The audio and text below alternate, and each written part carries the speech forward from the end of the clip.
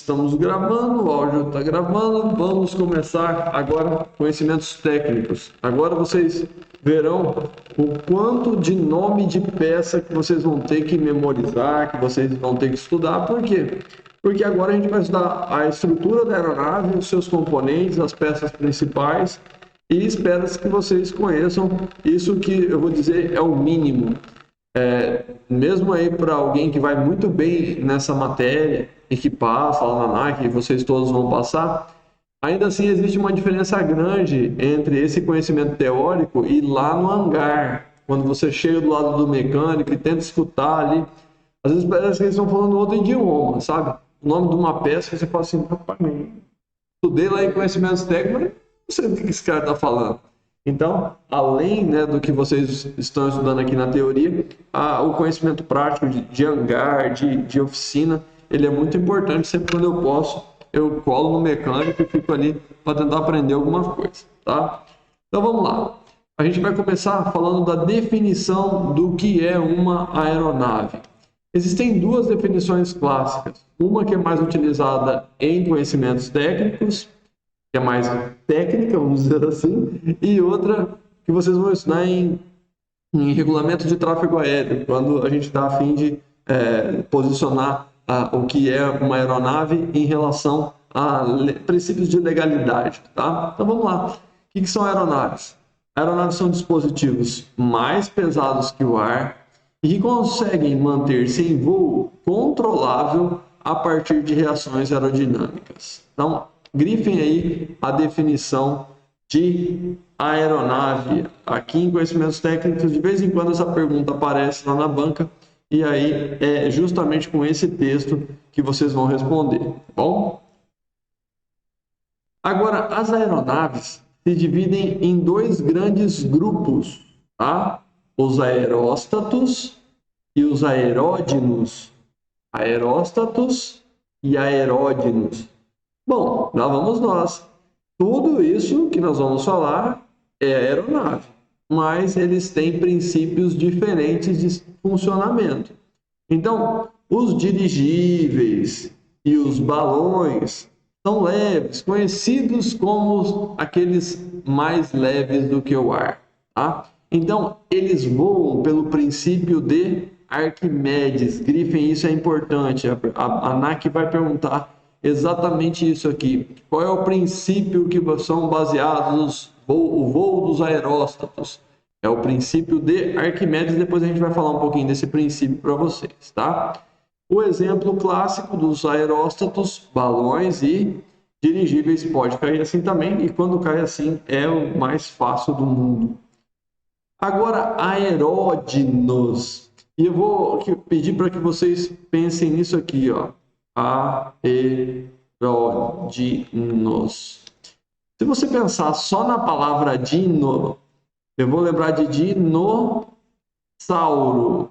E dinossauro são muito grandes e pesados. Você vai pensar naqueles dinossauros gigantescos, tá? Simplesmente para fazer uma associação e nunca confundir o que é um aeróstato com o que é um aeródino. Porque se você ficar só no conceito das palavras, daqui meia hora você já não sabe mais qual que é qual. Você sabe que tem um que são os balões e um que são os aviões. Mas daí vocês já vão começar a confundir. Então, terminou em dino, você vai lembrar de dinossauro, e dinossauro é pesado. Aí sim, são as aeronaves mais pesadas que o ar. Voam baseadas na terceira lei de Newton, ação e reação. E olhem os exemplos abaixo aí: planadores, hidroaviões, aviões militares, helicópteros. Aqui também é um jatinho de treinamento militar. Aqui é um jato executivo. Então, tudo que você conhece aí que tem asas normais, um avião convencional, é um aeródino. E eles voam baseados na terceira lei de Newton, ação e reação. Tá bom? Grifem isso, é importante também. Aeróstato voam pelo princípio de Arquimedes e os aeródinos voam baseadas na terceira lei de Newton. Essa é uma pergunta que pode ser colocada aí que já não é tão óbvia, não é tão simples, tem que conhecer mesmo. Essa é uma pegadinha da ANAC que é 1000 graus. Coloca um asterisco aqui, ó, na frente desse parágrafo, e essa é uma das principais pegadinhas da ANAC nessa matéria. Isso porque qualquer pessoa, e agora a gente vai falar um pouquinho do princípio de Arquimedes, qualquer pessoa fazendo uma corrida na beira de uma pista, ela está sujeita ao princípio de Arquimedes. Lembre-se que aqui nós estamos imersos numa piscina de ar, não é isso?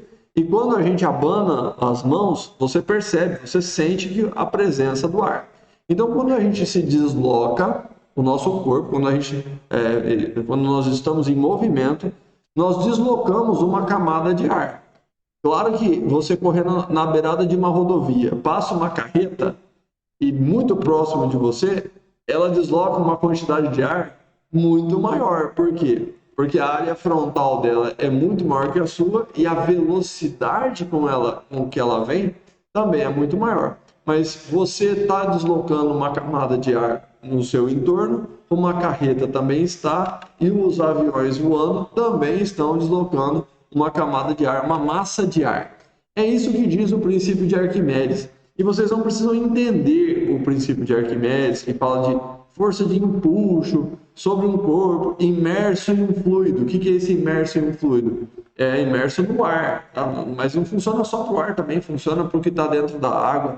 Esse princípio de Arquimedes é muito bom, muito legal, assim, em termos de física, de ciência. E aí ele define igual ao peso do fluido deslocado pelo mesmo durante sua imersão. Vocês não precisam conhecer o princípio de Arquimedes, ele não vai ser cobrado de vocês o que é, nada disso. O que você tem que saber é que todas as aeronaves e todos os seres humanos da face da Terra, todo mundo que esteja em movimento, está sujeita ao princípio de Arquimedes. Bom, se todas as aeronaves estão sujeitas ao princípio de Arquimedes, volta aqui um pouquinho, porque aí confundiu. Ó, os aeróstatos voam pelo princípio de Arquimedes. Ponto. Essa é a principal causa do movimento deles. Os aeródinos também estão sujeitos ao princípio de Arquimedes, mas o voo deles não se baseia no princípio de Arquimedes. Eles estão sujeitos? Estão, mas é secundário. O que manda ali é terceira lei de Newton, ação e reação. A pressão que é criada embaixo da asa, né, faz com que uma reação ocorra, uma reação de sustentação, que vai levar esse avião para cima. Quando o avião quer virar, fazer uma curva, ele move a superfície de comando que vocês já aprenderam, ailerons, profundor, lembres de direção, e o ar, né, a pressão dinâmica atinge essas superfícies causando reações. As reações são justamente as curvas, os movimentos. Então, fiquem muito atentos à pergunta. Se ele falar aeronaves que se baseiam no princípio de Arquimedes, você vai responder aeróstatos. Beleza. Agora, se você me perguntar a que tipo de aeronaves estão sujeitos ao princípio de Arquimedes, opa, sujeitos todos estamos. Então, todas as aeronaves, grifei, todas as aeronaves estão, a palavra-chave aqui da banca é sujeitas. Todas as aeronaves estão sujeitas ao princípio de Arquimedes. Ah, mas e os aeródinos? Tá, estão sujeitas ao princípio de Arquimedes, mas o movimento deles não é baseado no princípio de Arquimedes, é baseado na terceira lei de Newton. Então, é um joguinho de palavras aí que você tem que ficar atento para não cair em pegadinha, beleza? Vamos para o capítulo 2. O capítulo 1 foi só para falar de definição de aeronave. No capítulo 2, nós vamos falar de fuselagem e das asas. Nós já estudamos lá em teoria de voo o que é a fuselagem, o que são as asas, a empenagem. O Matheus que perdeu, só rapidamente aí, tá, Matheus? Deixa eu só colocar aqui para mim não me perder na explicação. E a fuselagem é o charuto do avião, onde vai ser instalado aqui o motor, onde está a cabine, os instrumentos, onde os pilotos vão ficar alojados. é na fuselagem que você monta as asas e lá no finalzinho da fuselagem, na bundinha do avião, você monta a empenagem. A empenagem é o conjunto. Essa empenagem é formada por estabilizador vertical e estabilizador horizontal. Tem mais coisas que depois você vai dar uma estudadinha lá, tá? Mas essa é a parte que a gente vai estudar agora com maior atenção. A fuselagem e as asas. Bom, o que é a estrutura de uma aeronave, da fuselagem ou da sua asa? Nada mais é do que o esqueleto e basicamente vai definir o formato que tem o seu avião, a sua fuselagem, a sua asa. Vocês já viram que existem fuselagens de vários tamanhos, vários tipos, né? Asas também, né? Vários formatos de asas diferentes. Então, é interessante que... Pode entrar, Vinícius. Por favor. Aqui, Vinícius.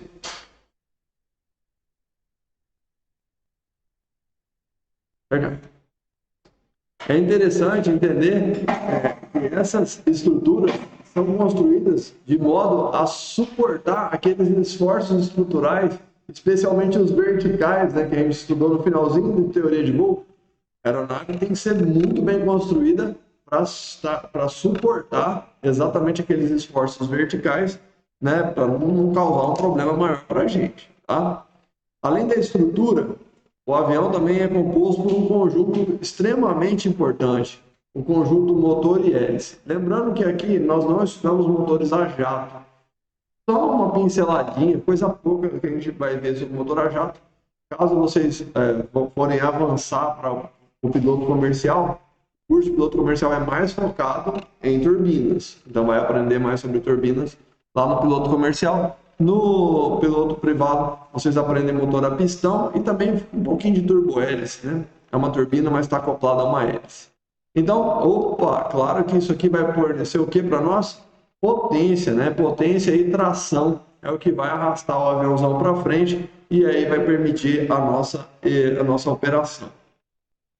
Estrutura, conjunto motor e hélice, né? O grupo motopropulsor, e existem sistemas. Quantos? Milhares. Se você pensar num Boeing, naqueles aviões gigantes, tem uma infinidade de sistemas. Vou falar os clássicos: sistema elétrico, que é o que vai fazer funcionar qualquer tomadinha lá, vai ter sistema de ar-condicionado, vai ter sistema hidráulico, vai ter sistema... Existe um monte, tá? Sistema de pressurização, sistema de oxigênio. Existe uma cacetada de sistemas e cada um desses sistemas tem alguma explicação.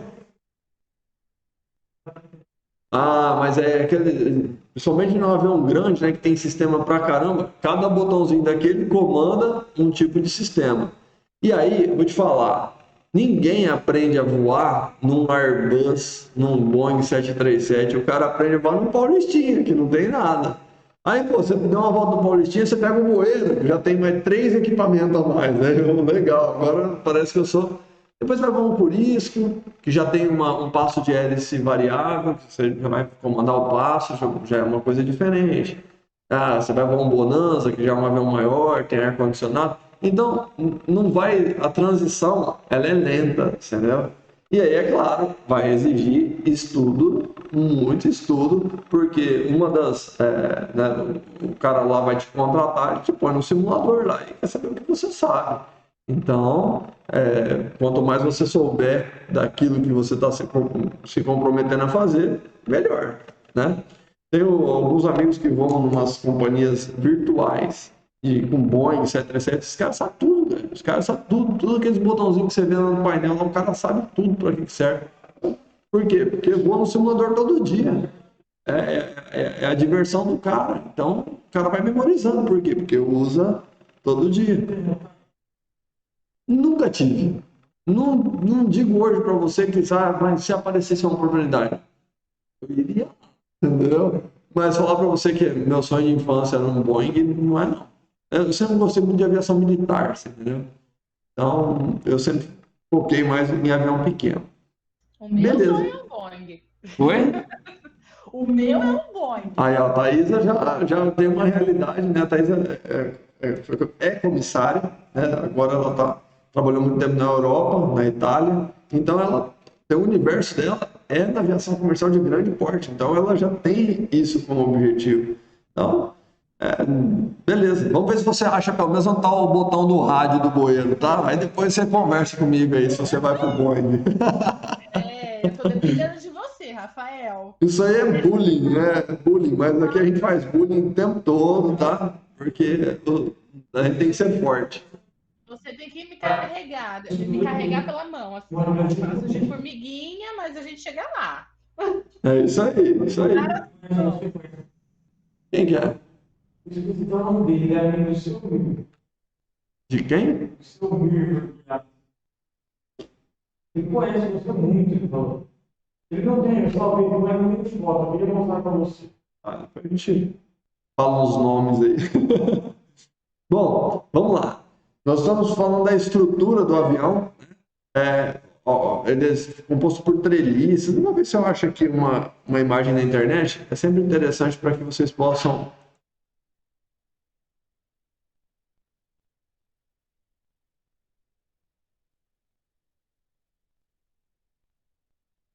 Pegar uma imagem aqui. Aí, ó.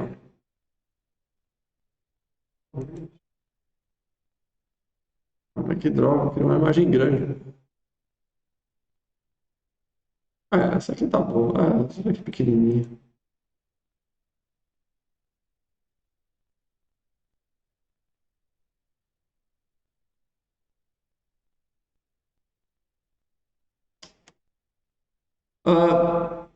Vocês estão conseguindo enxergar uma estrutura, ó, é o esqueleto do avião, né? É o que está por detrás da tela. Aqui, ó, uma imagem raia, essa imagem já está maior, ó. Isso que vocês estão vendo em linhas pretas, isso é tubo de aço. O cara solda esses tubos, vai dar o formato e ele é construído aqui em treliças, ó. Vocês estão vendo que ele vai cortando aqui, ó, vai soldando aqui entre os quadrados, entre os retângulos, de modo a reforçar a estrutura do avião. Essa estrutura tem que suportar diversos tipos de esforços. E cada um desses esforços que eu vou mostrar para vocês agora na sequência precisa ser memorizado, precisa ser entendido, porque a banca vai te perguntar. Antes de definir isso no texto, que eu acho que não tem muita graça, eu vou preferir usar as imagens, tá? Vou dar um zoom aqui para aumentar aí para a galera do online. Olha essa situação. Esse sujeito tem uma mão aqui, ó. Esse cara está exercendo uma força e essa força está para cima. Tem um peso colocado na ponta desse cabo aqui, ó, desse barbante, dessa corda, sei lá. E esse peso está exercendo uma força para baixo. Então, qual que é a tendência, se essas forças aumentarem demais? A tendência é que esse cabo, ou que essa corda se rompa, que ela estoure, não é isso? Por quê? Porque está cada um puxando para um lado. Esse é o efeito da tração.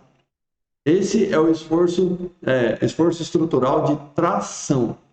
São duas forças atuando sobre o mesmo corpo em direções diferentes, tentando rompê-lo. Tá? Volta agora em tração e vamos lá. Ó.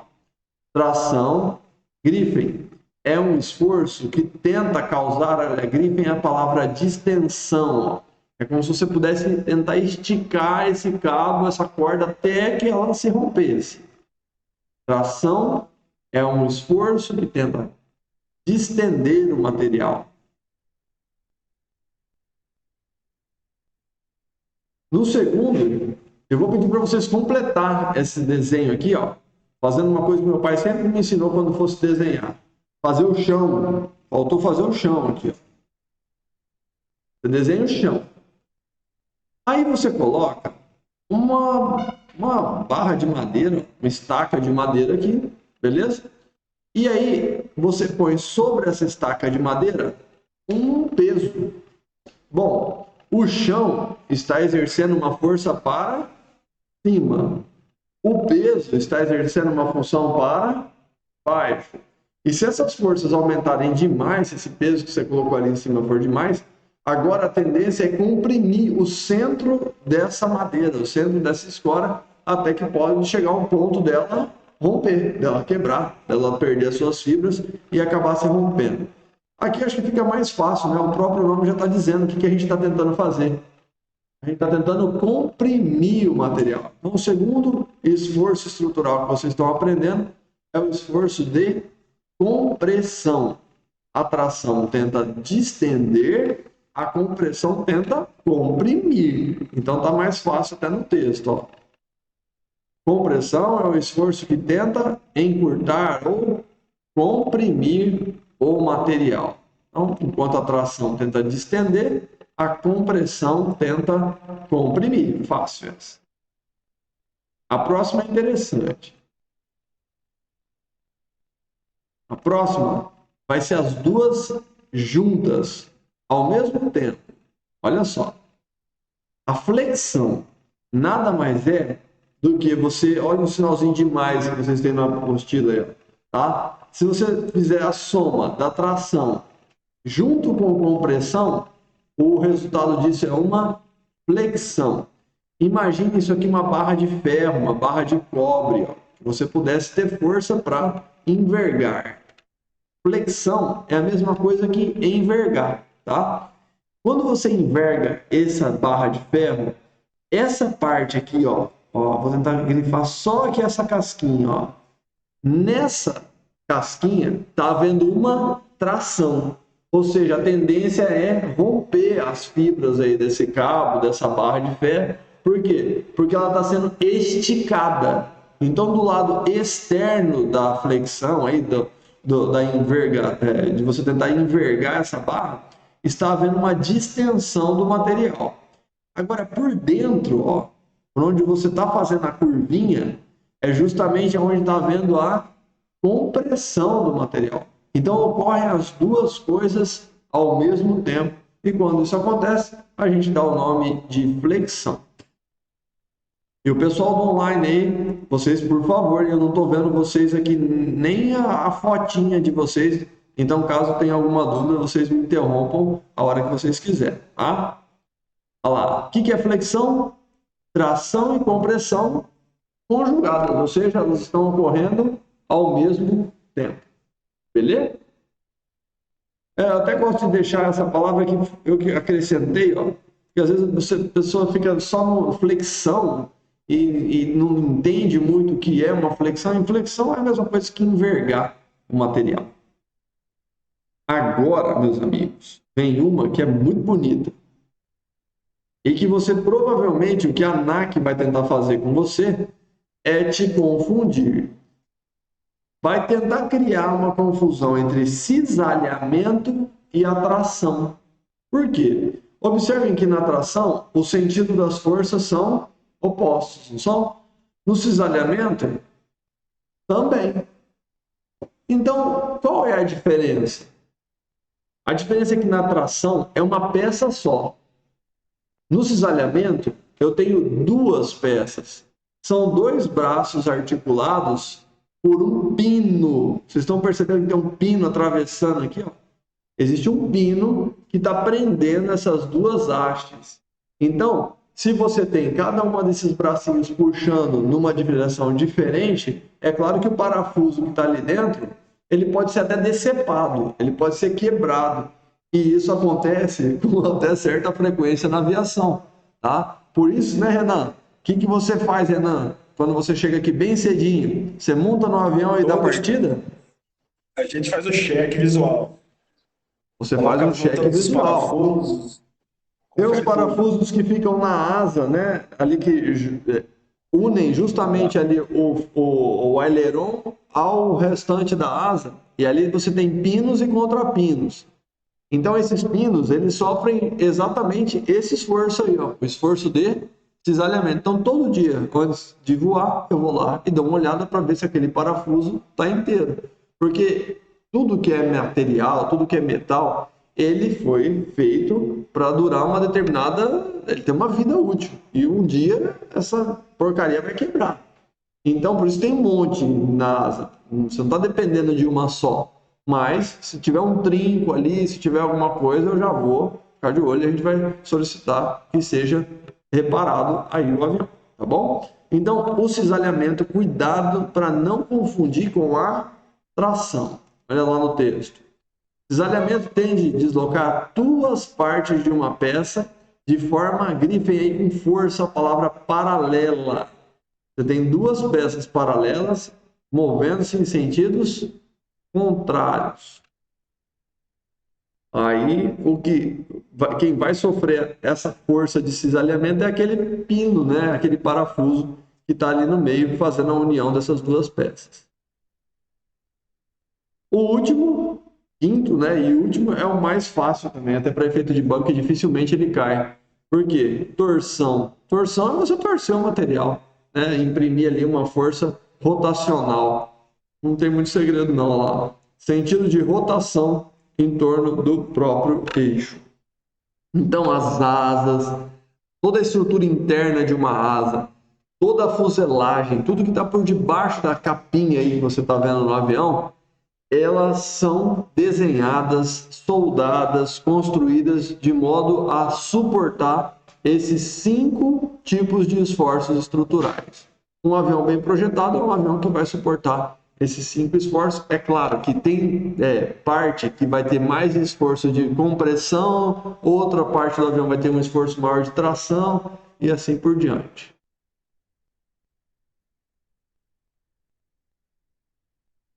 Bom, agora vem as perguntas clássicas da ANAC, as perguntas fáceis de vocês responderem. Uma fuselagem pode ser feita de 3 formas diferentes, bem simples, não tem mistério. Pode ser tubular. O que é uma estrutura tubular? É quando você tem tubos. E se você errar essa na banca, eu mesmo te arrebento na porrada, você entendeu? Qual é a estrutura tubular? Alternativa delta. É o tipo de estrutura que é formada por tubos. Puta, se errar essa, vai apanhar. Vou avisar. Agora, existem 2 na sequência que podem tentar te levar a um engano. Geralmente são as que são cobradas na banca, tá? Existe a estrutura monocoque, que é essa aqui que vocês estão vendo. Ela é simplesmente composta por arcos, ó, anéis paralelos, e aí vem a capa, a chapa metálica, ó, toda arrebitadinha aqui, ó, dá para ver o rebite nas imagens aí, ó, toda arrebitada, e essa capa metálica vai ser colocada ao redor dessas estruturas que vão dar a forma da fuselagem, tá? Então eu só tenho 2 elementos numa estrutura monocoque. Eu tenho o revestimento e a caverna. Grifem aí esses 2 itens que é o que a ANAC vai perguntar. Ela vai perguntar assim: qual é o tipo de fuselagem composto por caverna e revestimento? Caverna e revestimento? 2 só? Monocoque. Beleza? Agora, vamos ter uma terceira, que é a semi-monocoque. Uma semi-monocoque é um tipo de estrutura e você não tem apenas as cavernas, olha lá as cavernas, estou desenhando para vocês aqui, mais uma caverna aqui, ó. Além das cavernas e do revestimento, vocês vão perceber linhas aqui, ó, pretas, que representam longarinas. As longarinas estão ali justamente para dar um reforço estrutural. Então, ela é, vamos dizer assim, ela é mais segura do que um monocoque? Não, nunca tem nada a ver com segurança, tem a ver com o projeto. Uma aeronave pode necessitar de, além de cavernas e revestimento, ainda ter um reforço adicional de longarinas. Por quê? Porque é um avião muito grande, muito pesado, vai precisar de um reforço a mais. Se é um avião pequeno e não tem tantos esforços assim, ele pode ser tranquilamente feito monocoque. Então, nunca tem nada a ver com segurança e tem mais a ver com a finalidade. Para que esse avião está sendo construído. Beleza? Se a banca perguntar qual é o tipo de fuselagem construído por caverna, revestimento e longarina, colocou um terceiro elemento, aí você vai ter que lembrar que é o tipo semi-monocoque. Beleza? Dúvidas? Não? Pessoal aí no online, Thaisa, Renan, Qual, Neto. Rafa? tem um outro nome para longarina? Ou a caverna? Não, né? Não conheço, Thaís. Os ane- As cavernas não são, não podem ser chamadas de anéis também, ou não? Pode até ser que sim, tá? Tem o formato de anel, mas dependendo, ó, se você pegar esse caras aqui, ó, eles já não são circulares, né? Eles vão dar o formato para até aqui na frente você tem, ó, tá?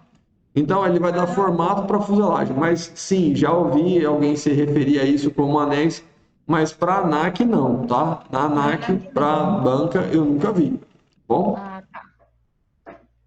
É, porque essas pegadinhas da banca é o que. É o que pega, exatamente. É o que a gente tem que tomar mais cuidado. A banca não foi feita para vocês passar, eu sempre falo isso.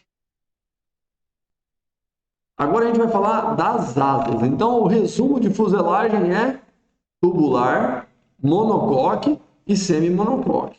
Tubular, tubos de aço soldados. Monocoque, cavernas e revestimento. Semi-monocoque, cavernas, revestimento e longarina. Beleza? Agora a gente vai falar das asas, e aí é um show de classificações que a banca pode te perguntar, e se perguntar, você vai dar risada e ganhar uma questãozinha de brinde. Porque se o cara te perguntar o que é uma asa baixa, é uma asa que foi fixada na fuselagem, mas na parte inferior da fuselagem. Por isso, asa baixa. Tranquilo. No segundo exemplo, vocês têm uma asa fixada bem no meio da fuselagem. Nem é na parte de cima, nem é na parte de baixo. Asa média. Agora, o bueiro, olha aqui para galera aí. O bueiro é que tipo de asa? Asa alta, né? Ela foi montada em cima da fuselagem. O bueiro é esse cara aqui, ó. Asa alta. A asa vem montada exatamente sobre a fuselagem. Mas existem esse tipo ainda, ó. E a ANAC vai tentar pegar vocês aqui, ó. Essas duas, ó. Porque, olha só, essa asa também está na parte de cima da fuselagem. Mas eu lhes pergunto, ela foi montada diretamente sobre a fuselagem? Não. Ainda tem uns suportes aqui, ó. Vocês estão vendo? Existem uns bracinhos, ou seja, ela é mais alta do que uma asa alta. É assim que eu quero que vocês mentalizem. Ela é mais alta do que uma asa alta. Por isso, ela é capaz de até parar o sol. Olha que maravilha. Ela é tão alta que ela é chamada de asa para-sol. É por essa razão mesmo. Hoje o Jardel não está aqui nos acompanhando. O Jardel é um aluno nosso aí de PC que tem acompanhado algumas aulas aqui com a gente. Ele voa por isso. O Curisco é um avião asa baixa. Aí tem um outro sujeito que vai voar um avião de asa alta ou um avião de asa para-sol. Se eles dois estão fazendo o mesmo roteiro, assim, 2 horas da tarde, 3 horas da tarde, naquela lua desgramenta, sabe, aquele sol infeliz, vocês vão ver o Jardel chegar no destino pretinho, pretinho, pretinho, de torrado, de tanto sol que ele vai levar na lata. Agora, um camarada que esteja voando num avião que tem asa alta ou asa para-sol, ele vai ter sombra no rosto, basicamente a viagem toda, tá? Então, tem até esses detalhes aí. Tem gente que não compra avião se ele não for asa alta porque não quer ficar tomando sol na cara. Cara, rico, quando a gente mexe com aviação, rico tem para todo gosto, tá? A RV10 é asa baixa. E é uma delícia. Oh, maravilha. Já. Eu tenho do seu Benjamin aí. É umas 2 horas, 3 horas de voo naquele avião. É máquina. Vocês já experimentaram um carro muito potente? Já montaram assim, uma BMW, sei lá, um carro assim, Mitsubishi. Sabe quando alguém junta no acelerador e você cola no banco assim? Tipo, agora multiplica isso por 10. Aí vocês vão saber mais ou menos o que é um RV10 acelerando. É uma delícia. E a fixação? As asas podem ser fixadas de duas formas na fuselagem. A asa cantilever é uma asa lisa, uma asa ótima, feita de titânio, sei lá, eu vou inventar umas coisas assim muito loucas para vocês decorar, tá? Cantilever é a asa forte. Ela é tão forte que ela não precisa de suporte, de mais nada. Agora, a asa do bueiro é cantilever? A asa do bueiro não é cantilever. A asa do bueiro é semi-cantilever. Uma asa semi-cantilever tem essa estrutura aqui, ó. Ela tem o suporte. Pode acrescentar aí a caneta montante. A gente chama geralmente esses suportes de montantes. Se vocês quiserem anotar aí. Montantes. Escrever na lousa aí, ó. Montantes. Suportes ou montantes.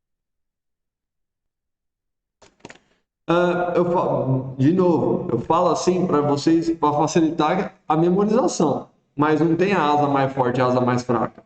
Tem a asa desenhada para uma coisa e tem a asa desenhada para outra coisa. Pronto, só isso. Não tem nenhuma outra referência em relação a ser mais forte, ser mais fraca. É claro que, se você um dia for voar o bueiro, chegou lá no hangar, tá querendo acionar já, mas aí você repara, percebe na última hora que, sei lá, o mecânico retirou os dois suportes, os dois lá. Tem, na verdade, são 4 braços aí, né? 2 de cada lado, não sei se na imagem vocês vão conseguir ver. Aí, ó, são 2 bracinhos, ó. 2 bracinhos de um lado e 2 bracinhos do outro. Imagina, você chegou lá e ele, do dia para noite, parece, nossa, bueiro cantilever. E aí, você vai voar? Nem fodendo. Entendeu? Nem a pau. Por quê? Porque sem esse suporte vai dar cocô. Porque não foi projetado para voar sem. Isso é uma puta de uma barra de ferro forte pra caramba. Tem longarinas. Mas quando o cara faz o cálculo de projeto, ele vai falar assim: quanto que eu vou gastar com longarina? Qual vai ser a grossura da longarina? Qual vai ser o material da longarina? Deu para entender? Então tudo isso aí é projetado. Não adianta, às vezes, o cara, num avião de instrução, falar assim: vou colocar uma longarina de titânio. Ó, firmeza. Não vai precisar de nenhum suporte. Mas aí, só por causa dessa asa, esse avião vai ser tipo 5 milhões de reais. Para um avião de instrução, quem que vai pagar? Então, é a hora que o cara começa a fazer. Paulistinha tem também. Tá? Então, a gente está falando de indústria, estamos falando de negócio. O cara vai avaliar a relação custo-benefício. Número de asas. Nunca vi cair isso na banca, mas, porra, monoplano é uma asa, um biplano é aqueles aviõezinhos lá na Primeira Guerra Mundial, tinham 2 asas. Existiram triplanos, o mais famoso deles, um ponto na média para quem falar o nome do avião. Nada? Vixe, Maria. Oi? 14 bis? Não. Não. Demoiselle? Não, o Demoselle era mono. O triplano era o avião que vocês já ouviram falar da banda Barão Vermelho? A banda de rock, Barão Vermelho? Também não? Meu Deus, eu tô ficando velho, pelo amor de Deus. Sim! É, Eu já! melhor mostrar na imagem. Barão Manfred. Ah, mas a Suzane von Richthofen, vocês sabem quem é? Não? Suzane von Richthofen? Aquela que matou os pais a paulada? Puta merda. Meu Deus. Tô morto. Não consigo dar um exemplo aqui.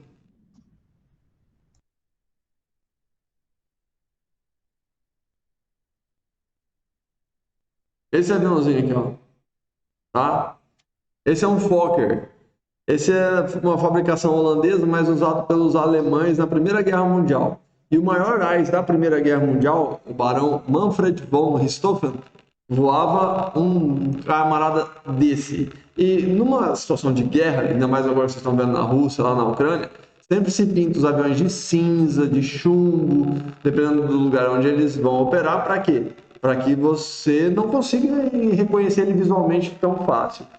O Richthofen pintou dele de vermelho.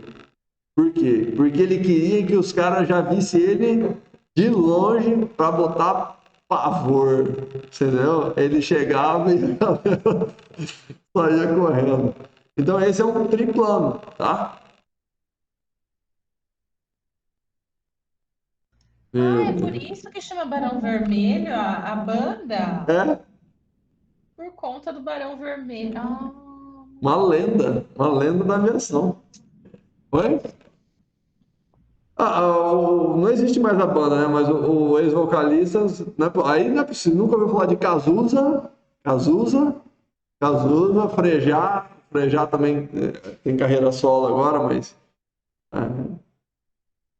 Vamos deixar essa parte de lado, que eu tô me sentindo muito mal e esses meninos velho. são muito jovens, meu Deus do Esse céu. povo só sabe que é, sei lá, Teletubbies. Eu tô ficando nervoso.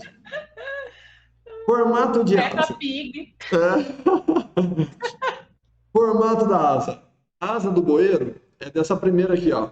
Retangular. Também nunca vejo caindo na banca isso, tá? Mas enfim, formato de asa.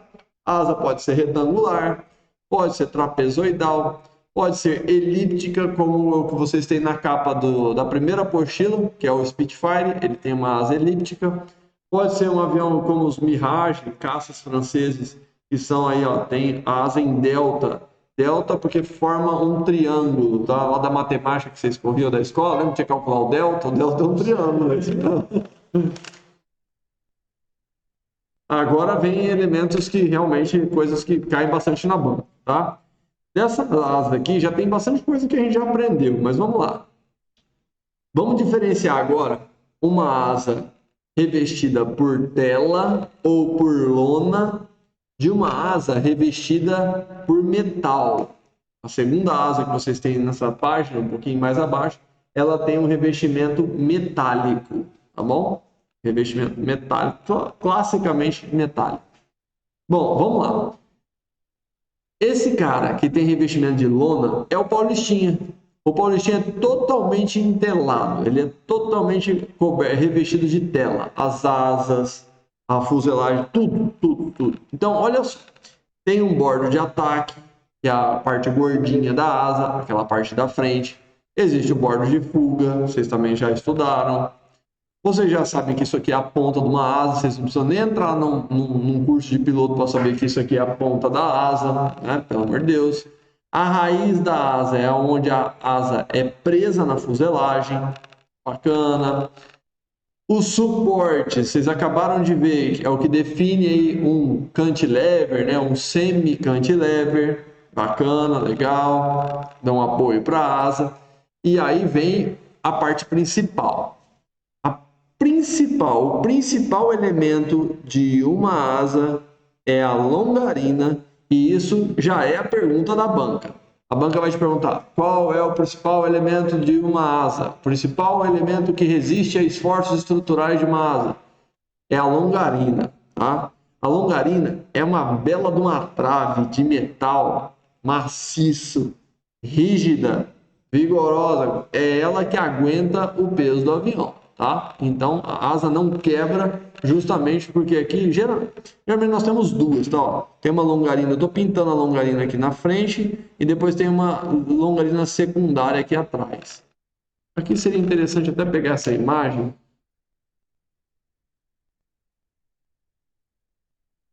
Ô, Rafa, enquanto isso, a chamada vai acabar em 9 minutos.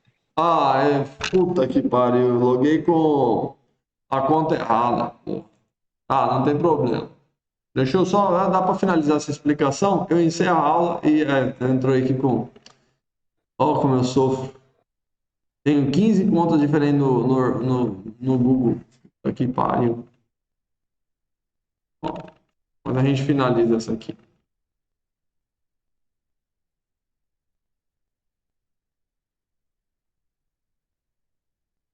Ó. As longarinas, então, como a gente acabou de ver, são as principais, são os principais elementos estruturais de uma asa. Excelente isso aqui, pode saber que vai cair na banca, com certeza. Depois, o segundo cara mais importante dessa asa aí é a nervura.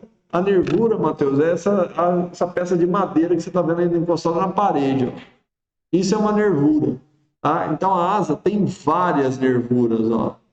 Várias nervuras, elas vão sendo montadas, encaixadas nas longarinas, e elas têm uma finalidade muito importante.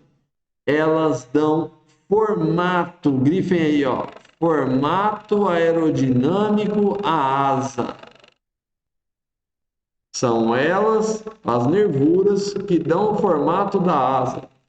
Qual vai ser o perfil da asa? Vai ser um perfil simétrico? Vai ser assimétrico? Isso tudo depende do perfil. Depende da nervura. Tá? A nervura é o que dá o formato. Além disso, elas são as encrenqueiras. Eu sempre chamo as nervuras de encrenqueiras. Lembra aquelas briguinhas de moleque? Que sempre tem um molequinho assim, um pentelinho, que vai lá para caçar confusão, para na verdade tem uns caras mais bons de briga escondido. Aqui é a mesma coisa. A nervura é a nervosinha. Ela fica caçando confusão, mas ela não resiste aos esforços. Ela transmite essa briga, ela transmite esse esforço para quem? Quem que é a peça mais forte aí dessa asa?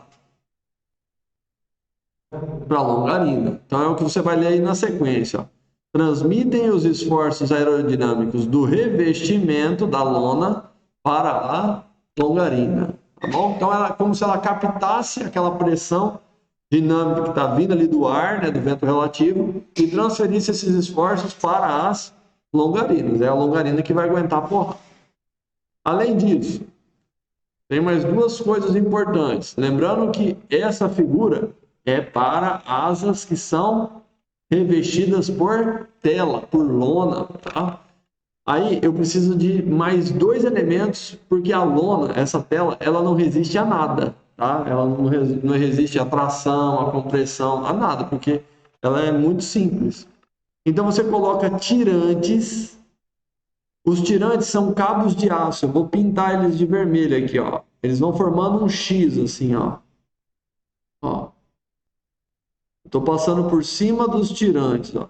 É como se ele fosse costurando as nervuras por dentro da asa. São cabos de aço e eu vou destacar a letra T. Olha que legal, ó. T de tirantes serve para quê? Serve para suportar esforços de tração. Esse é o macete, porque a banca vai te perguntar de tirantes e de montantes. Se você lembrar que tirantes é para tração, fica mais fácil de responder as perguntas por eliminação. Lembre do tesão. Tenha o tesão na sua cabeça. Ó, tirantes, tração. Faça essa ligação que vocês não vão se arrepender. Agora, os montantes, eu vou pintá-los de azul aqui, ó. Os montantes são superfícies, são peças que vão conectadas aqui, ó, entre as longarinas. Entre as longarinas, eu tenho, e por dentro também das nervuras, e elas estão ali para suportar esforços de compressão. Então, montantes servem para absorver, para suportar esforços de compressão. Isso tem que ficar bem claro para vocês aí. Vai cair pergunta disso. Hoje, quando você chegar em casa, já vai ter umas perguntinhas e vai ter para que serve um tirante, para que tipo de esforço que eles estão ali para suportar. Dúvidas? Quantos minutos? 4 minutos. Acho que em 4 minutos eu explico o que eu quero explicar aqui para vocês, hein? Não precisa sair eu vou acabar mandando outra aula, tá? Mas vai ficar um vídeo só, porque eu estou gravando a aula para um outro aplicativo. Agora, olha um detalhe interessante. Agora já não é mais aquela asa de paulistinha. Agora já é uma asa de bueiro. A asa de bueiro, ela tem um revestimento metálico. O bueiro, ele é duplo, vamos dizer assim, né? A fuselagem é de tela e as asas são metálicas. O projeto original dele era para ser totalmente entelado também. Mas quando ele fez uma venda, o Brasil e a Argentina entraram num acordo, e eles tiveram que entregar, acho que uns 500 bueiros muito rápido, então não ia dar tempo de entelar tudo. Os caras fizeram umas mudanças no projeto, meteram, só ficou muito mais pesado do que o projeto original, né? Mas enfim, estamos aí, tocando pau com ele. Qual que é a diferença? A diferença é que esse tipo de asa, você pode reduzir ele à nervura e à longarina. Você tem longarina dianteira, longarina traseira, mas, enfim, resumindo, você tem a nervura e a longarina, basicamente. Por que você não precisa de tirantes, não precisa de montantes? Porque o próprio revestimento metálico, né, o metal ele já é rígido, ele já aguenta a pancada. Então, ele já atua no sentido de evitar problemas com tração e problemas com compressão. Então, o próprio revestimento já faz isso.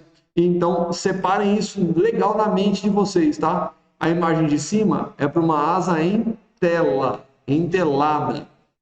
As asas mais simples, as metálicas, têm menos componentes estruturais.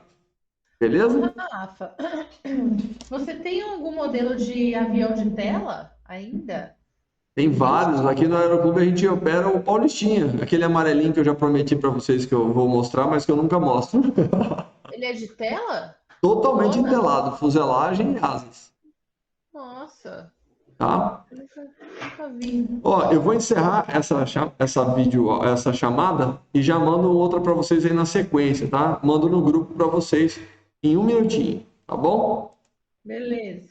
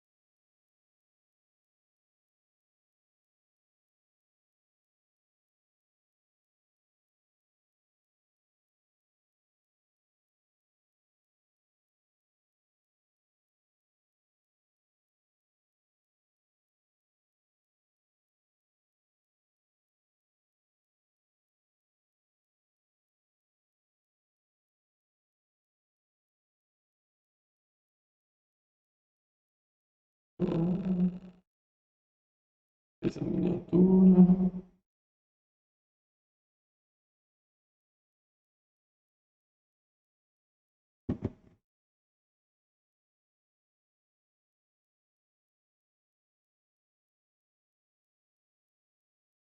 Tem bastante gente aqui, Oi? Ontem, só vi o goleiro voando, cara, tardezinha.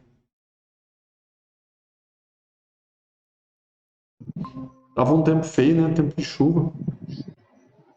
Aí foi rapidão, hein?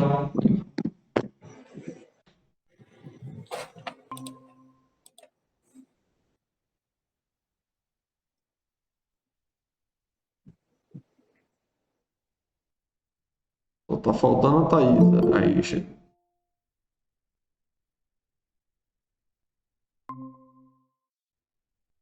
Todos de volta. Renan, Adiel, Boa. Thaísa. Pronto. Já vou compartilhar a tela e vou mostrar para você, Thaísa, um Paulistinha.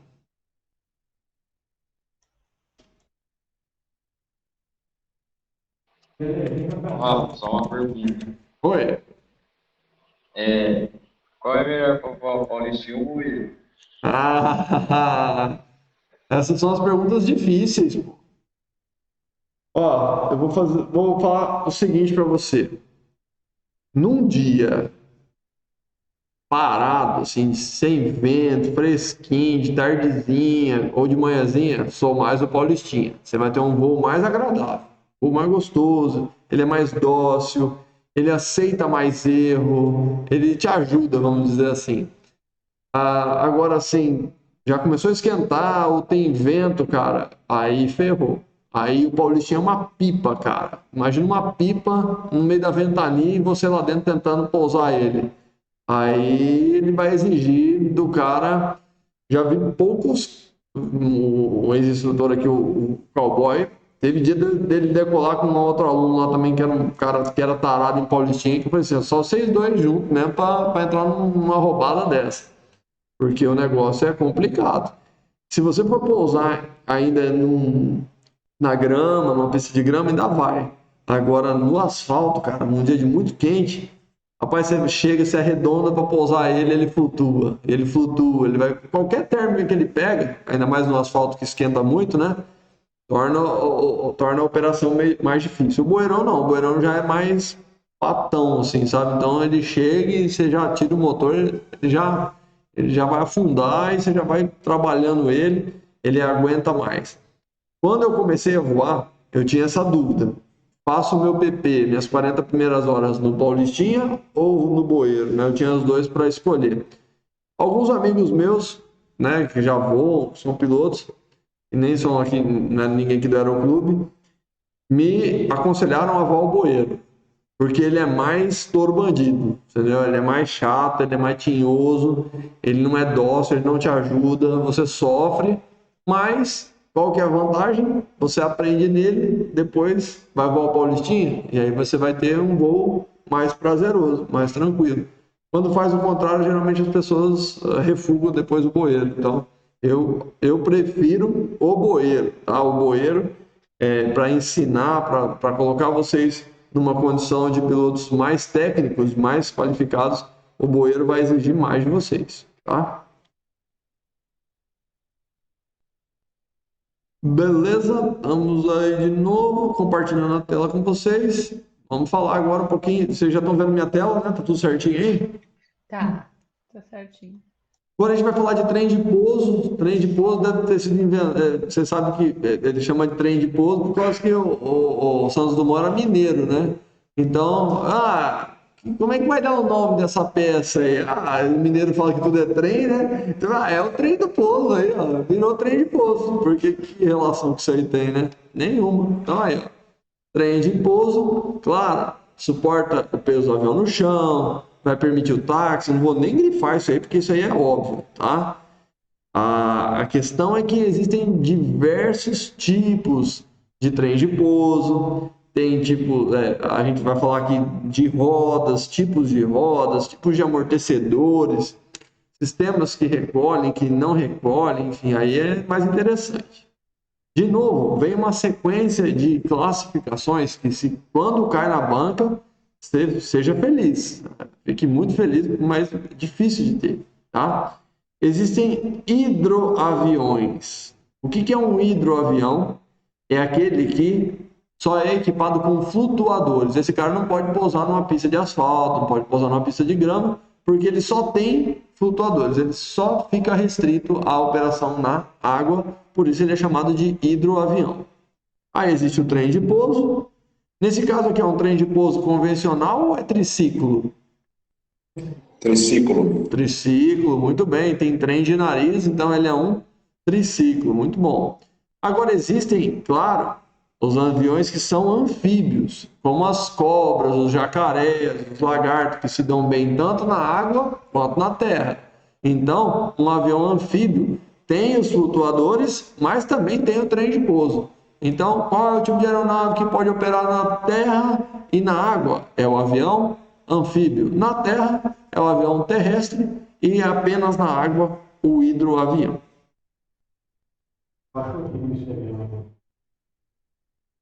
O avião foi mesmo, mas rapaz, o Petrel é minha cara.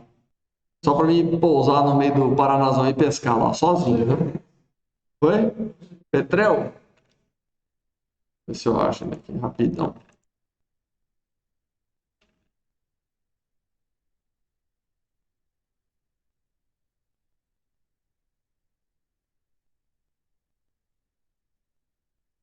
Esse é o Petrel.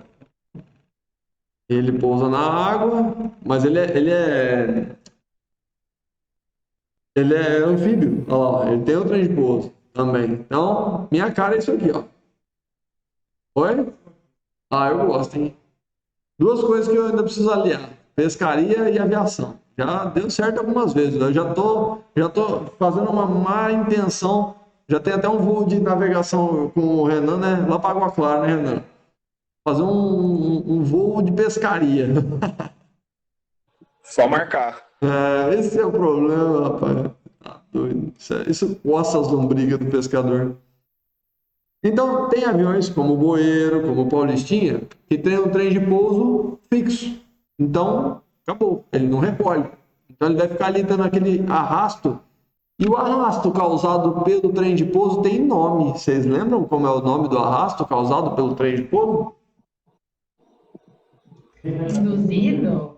Oi? É o induzido?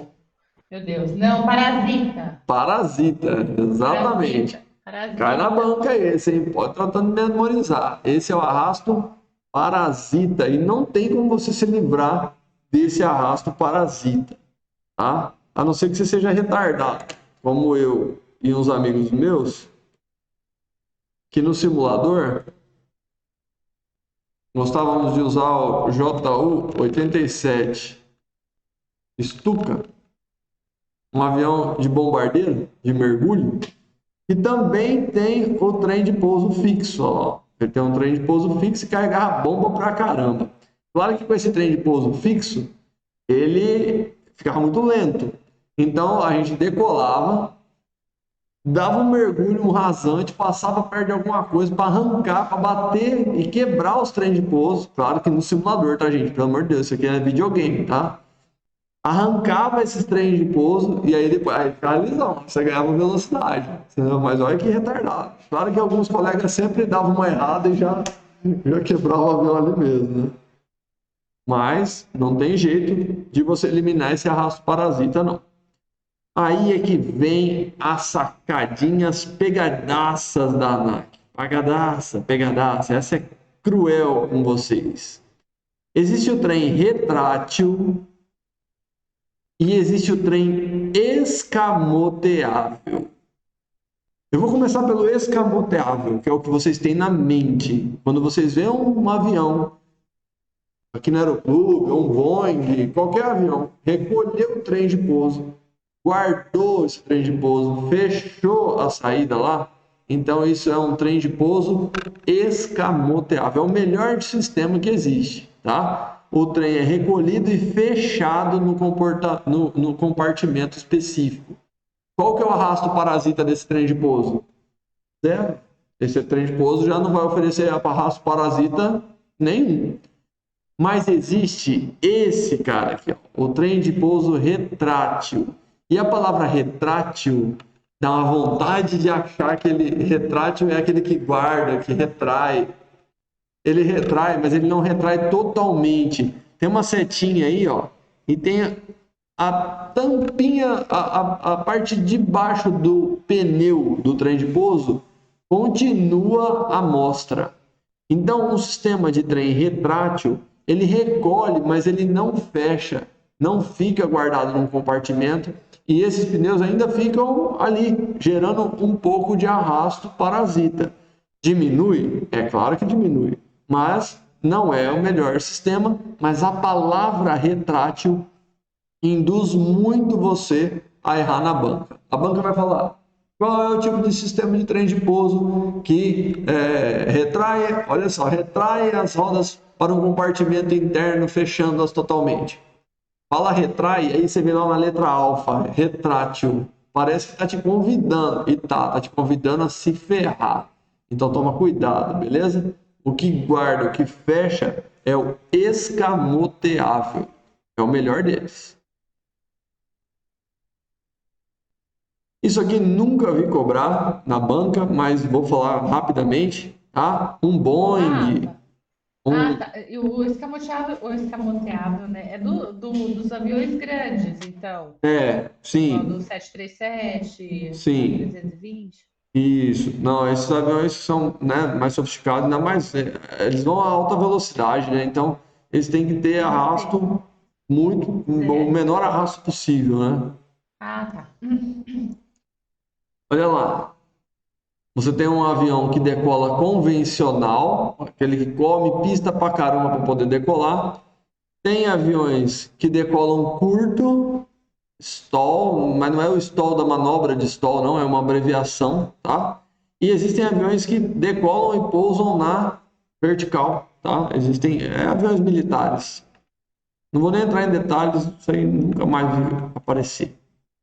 Ah, isso cai pra caramba, mas vocês já sabem bem, né? Já aprenderam a diferenciar.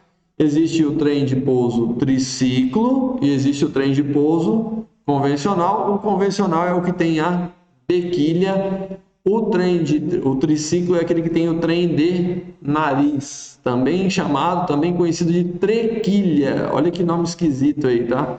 Caso alguém queira acrescentar essa informação aí no trem de nariz, trem de nariz é igual a trequilha. Trequilha, tudo junto, tá? Com espaço aqui, mas tudo junto. Trequilha. Nunca vi cair na banca, mas é interessante.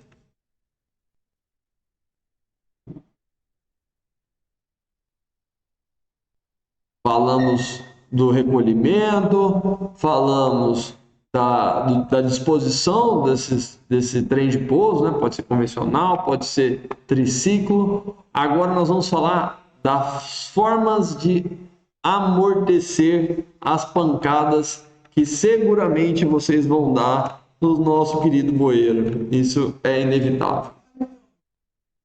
Tem uma estrutura para amortecer as pancadas, porém, não é assim tão bom. Ele depende do sistema, né? Tem sistemas excelentes que corrigiriam todas as suas cagadas, mas eles são caros e complexos e pesados, então eles não vão ser instalados no bueiro nem no Paulistinha.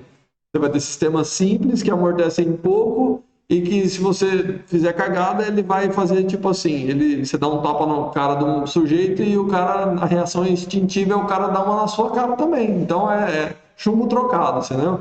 Aqui é assim, tratou bem o bueirão, ele vai te tratar mal. Tratou mal o bueirão, ele vai te tratar muito mal. É mais ou menos isso, Renan? Mais ou menos isso. A gente... tudo é começo.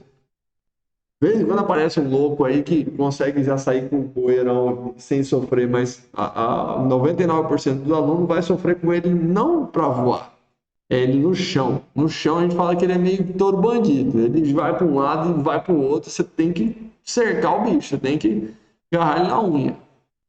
Vamos lá. Vamos falar primeiro do sistema de mola. Apesar que você está pensando naquela mola, assim, né? Igual lá das aulas de física, né? Aquelas molas. Não é esse tipo de mola, não. É uma haste metálica que enverga, né? Que tem aquela flexão. Lembra que a gente aprendeu sobre o esforço de flexão? Ela enverga, só que depois que ela enverga, ela volta. Então, por isso que é complicado. Bateu, levou. O bueiro é assim, bateu, levou. Ó. O sistema de mola, Griffin, ele é formado por lâminas metálicas. Aqui na bequilha também tem o lâminas, tá? Um dia que a gente estiver todos aí juntos, a gente vai lá e dá uma olhada nisso aí. Quando vocês forem voar, né? Quando vocês forem voar e for fazer a inspeção, fica mais fácil de mostrar para vocês. Olha que interessante. Não absorvem o impacto, tá? Ela não absorve por quê? Porque o que ela pega, ela devolve. Então, se você toca suave, ela fica suave. Se você entra voando e dá com a roda no chão, ela aguenta. Ela serve o avião serve, ele aguenta. Só que ele vai pular igual um cabrito, exatamente. Então, chega uma hora que fala assim, ó, cara, enche a mão, dá motor e vamos arremeter, vamos embora, porque vai quebrar. Então, mas rapaz, aguenta, hein? Aguenta porque uma das vezes que eu tava voando, as primeiras vezes que eu fui para lugar asfaltado, pista asfaltada, eu achava que eu estava numa altura, mas eu estava mais alto. Então, o asfalto muda um pouco a sua percepção, a sua noção de profundidade. Então, eu achava que eu estava baixo, mas eu estava, sei lá, 2 metros acima do que os meus olhos me diziam. E o instrutor avisou para mim, segundo, ó, tá alto, tá alto. Na terceira ele não avisou. E aí, sabe aquela manobra do stall lá que a gente comentou na última aula, né, Thaís? Quando você vai pousar, você vai levando o avião no limite do stall. E eu estolei alto. E aí, rapaz, deu uma socada no chão. Falei assim, rapaz, se ele não quebrou com essa, não quebra nunca mais. Aí, beleza. Ele falou assim, ó, deixei você se lascar para você mudar. E, enfim, tem um pouco disso, né? São estratégias pedagógicas, deixa o cara se fuder. Ou você acerta, ou você aprende. Basicamente, às vezes você toma aquele impacto, né? E aí você fala, puta merda, aí parece que cai a ficha na sua cabeça. Cair a ficha, vocês entendem? Ou não? Eu também não entendo. Thaís, eu tô entregando muito minha idade hoje aqui. Mentira, que eles não entendem. Não, você Meu não sabe mais o Deus. que é cair a ficha, não. Esse sistema devolve a energia acumulada durante o pouso, fazendo com que o avião fique saltando sobre a pista. O que ele exige, então, de você, piloto? Um pouso suave. Ah, pousou suave. Isso aqui é um avião agrícola, tá? Ó, vocês estão vendo uma bomba eólica. Então, bom, o avião agrícola ele não vai ser uma manteiguinha para você, não. Se você não tiver ele muito na mão lá para fazer um bom pouso, vai ficar pulando igual um cabrito. Agora, esse segundo sistema é o Sandal. Esse é o sistema que equipa o Paulistinha. Isso aqui é um Paulistinha, tá? O sistema de trem de pouso dele é exatamente igual a isso aqui. E olha o que ele tem aqui, eu estou pintando na imagem para vocês. Ó. Estão vendo essas estruturas pretas aqui? Essas estruturas, elas dentro dela, a parte interna, é como se fossem umas bolsas metálicas, mas na parte interna você tem discos de borracha. E a borracha tem a finalidade de amortecer o impacto.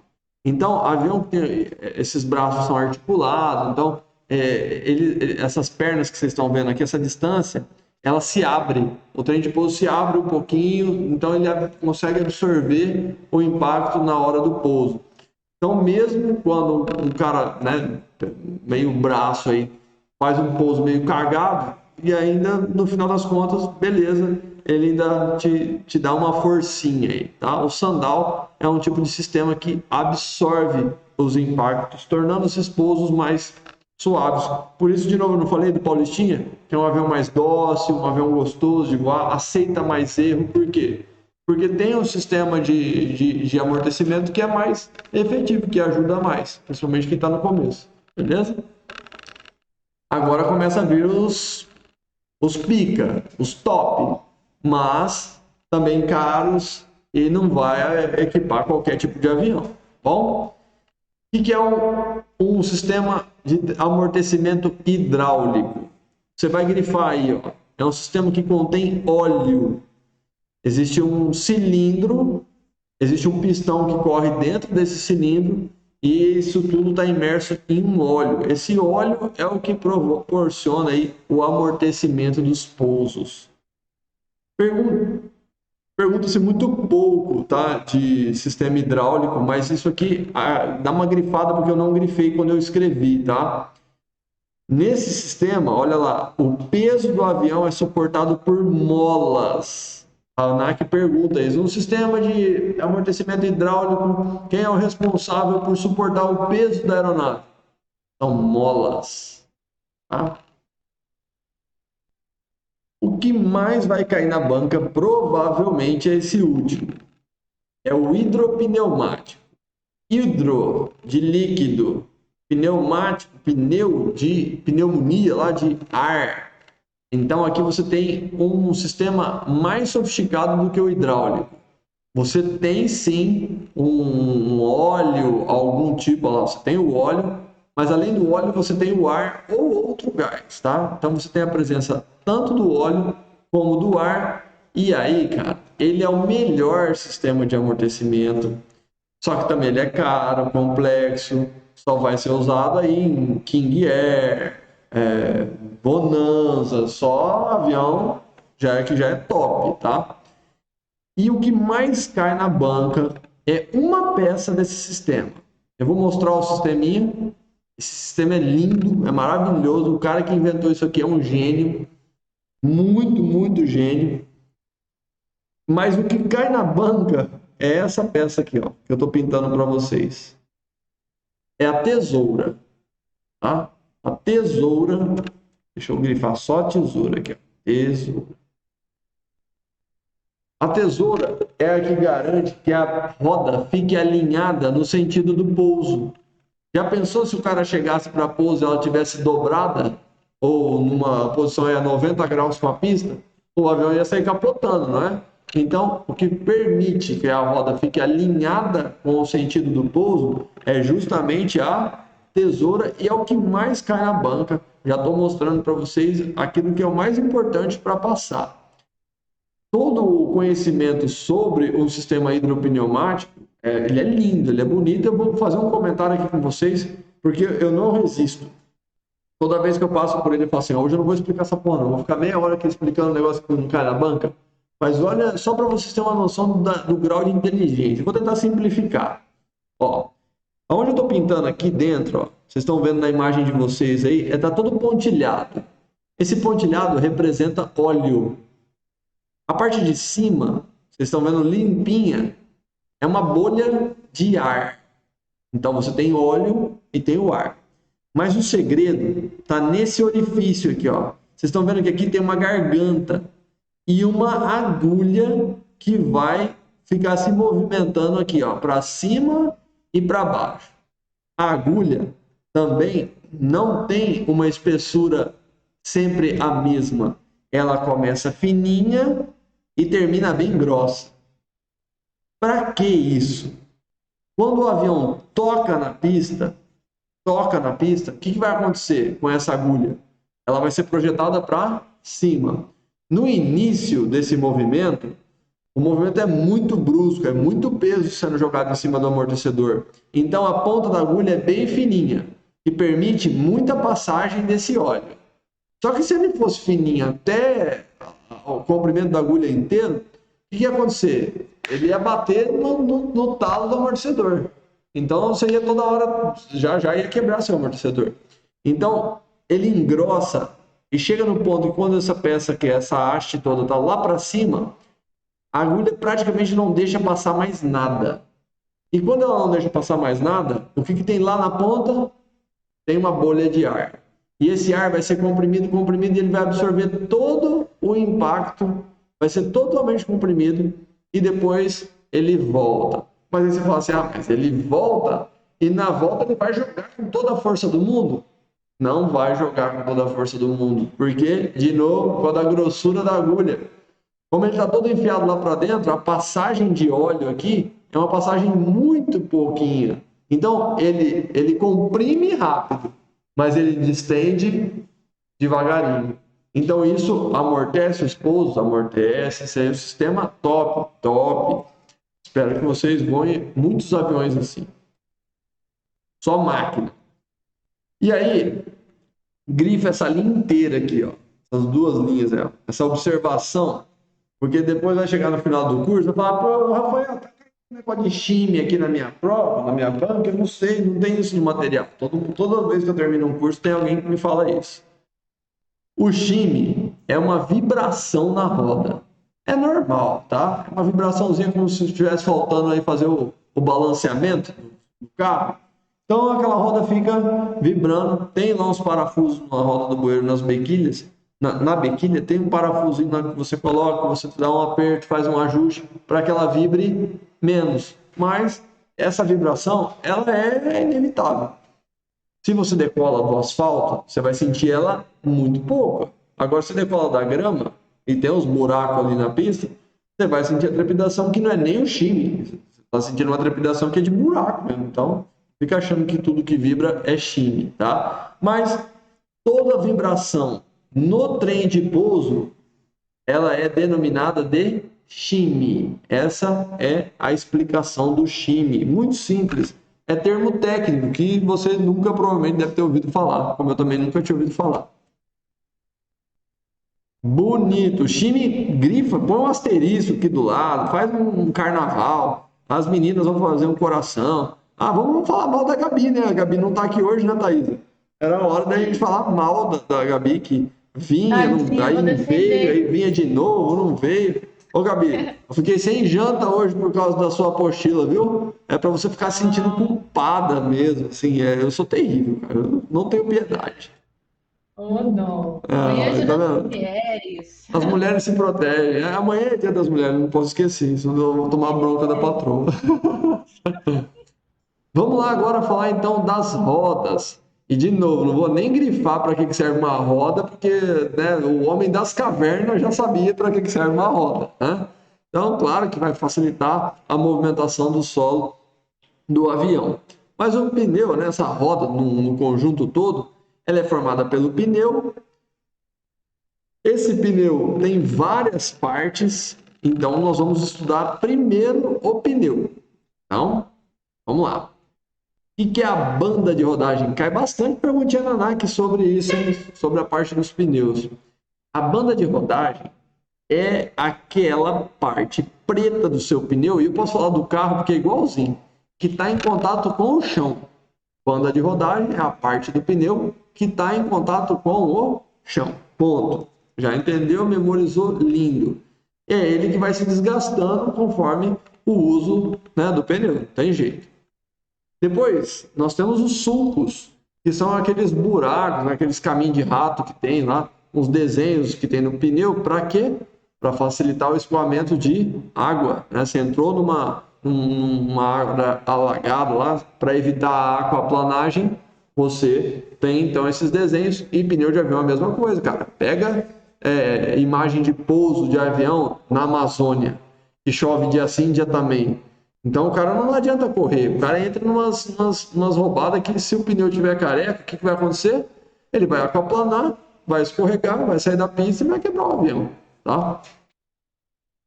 Beleza. E a lona? Quando a gente fala, o cara tá na lona, né? Quando o cara tá na lona é porque já não sobrou mais nada, na verdade. A lona é a carcaça do pneu.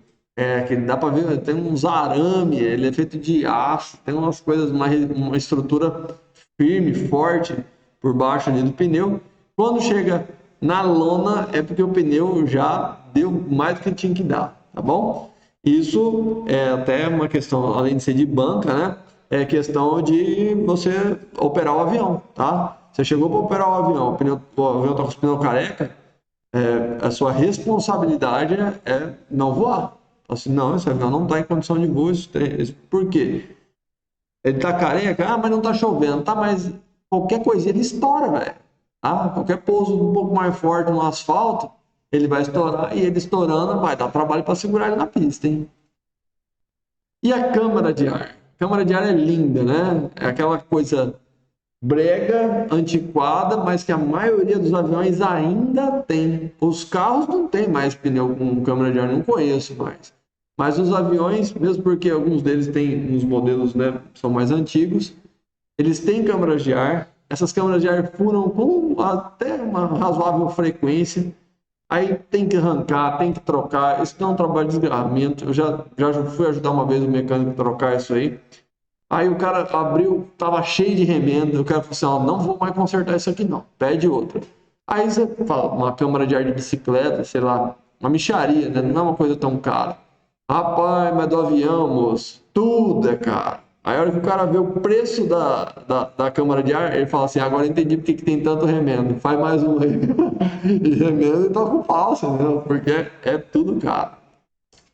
Mas tem uma pergunta muito interessante que a ANAC faz e tenta te induzir ao erro, você tem que ficar esperto. A câmara de ar, grifa aí, ó, não é a câmara que suporta a pressão do ar. Para que serve a câmara de ar, então, se ela não suporta a pressão? Para guardar, ela é só um reservatório, exatamente. Mas ela é molinha, ela é vagabunda, ordinária, não serve para resistir. O que resiste à pressão do ar que está lá dentro é quem? É o pneu. Tá? Já está em negrito, mas mete um marca-texto aí, ó. Isso cai na banca toda hora, essa pergunta. Quem suporta a pressão do ar não é a câmara de ar. Quem suporta é o pneu. A câmara é para armazenar o ar. Beleza. Aí tem as imagens, ó. A banda de rodagem é onde vai tocar o solo, né? Você tem os sulcos, que são os frisos, e por dentro é a lona, né? A parte estrutural desse pneu aí. Esse pneu geralmente é montado em cima de no interior dele tem uma roda. Essa roda também é cheia de peças e outro dia até ajudei também o seu Edito a desmontar uma lá. Eu gosto de ficar por perto porque às vezes é uma coisa que a gente só fica aqui estudando teoria, aí chega lá e vê na prática, né, como é que funciona, dá umas marretadas no negócio, é legal. Tem um detalhe, hein? Grifem essa observação que tem caído bastante nos simulados. Existem dois tipos de pneus. Existem pneus de baixa pressão e existem pneus de alta pressão. Não vou grifar mais nada além disso. Vamos só raciocinar. Se eu tenho um pneu que vai ficar numa pista fofa, precisa de alta pressão? Não, né? Um pneu numa pista fofa, de terra fofa ou de o leito de um rio, às vezes os caras lá nos Estados Unidos decolam dos leitos de rio, que é massa pra caramba também, umas coisas assim, ou de grama, qualquer superfície mais fofa, você vai comprar pneus de baixa pressão. Tem uns negócios muito loucos, cara. Agora, se o avião vai operar necessariamente em lugar de pista de asfalto ou terra de saibro, aquela terra batida bem dura, então você vai dar a opção, a melhor opção vai ser pneus de alta pressão. Beleza? Mas posso pegar o do bueiro de baixa pressão. Posso voar com o bueiro lá no asfalto, em Dracena? Posso. Vamos lá, a gente faz um toque lá, faz 2 toques lá para você ver como é que é, sentir o avião. Mas nós vamos ficar 2 horas lá fazendo toque e remete em cima do asfalto, com pneu de baixa pressão? Não, porque você vai acabar com o pneu. Então, depende, o avião vai ser equipado com um tipo de pneu conforme o que ele mais utiliza, tá? Vamos ver agora as rodas. Não confundir as rodas, roda no sentido amplo, né? Que é o pneu, tudo junto lá, com as rodas que são as partes metálicas internas, aonde o pneu vai ser montado. A banca cobra 3 tipos de rodas, tá? 3 tipos de roda. Bom, algumas delas dificilmente vai cair na banca. Por exemplo, o tipo meia rodas. Porque se cair na banca vai ser assim. Qual é o tipo de roda que é formado por meias rodas? Aí não é pegadinha não. O nome disso é meia roda. Então, o sistema já tem o mesmo nome das peças. São 2 meias rodas. Se você juntar 2 metades, forma uma roda inteira. Não é isso?